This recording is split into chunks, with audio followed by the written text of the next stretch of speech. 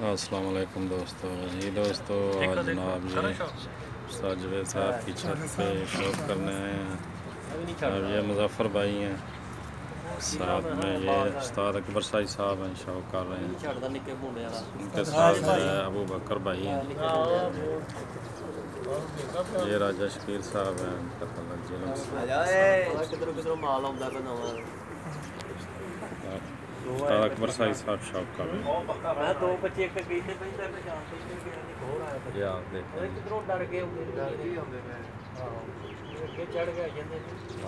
माशाअल्लाह। लो भाई साहब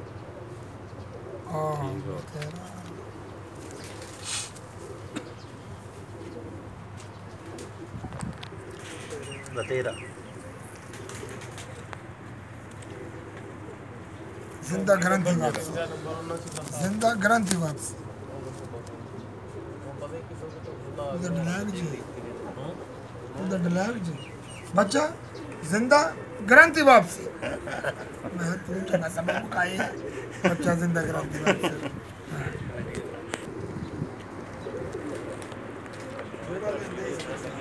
सेटअप है जी इनका। उस्ताद याद है बच्चा जिंदा ग्रंथि वापसी।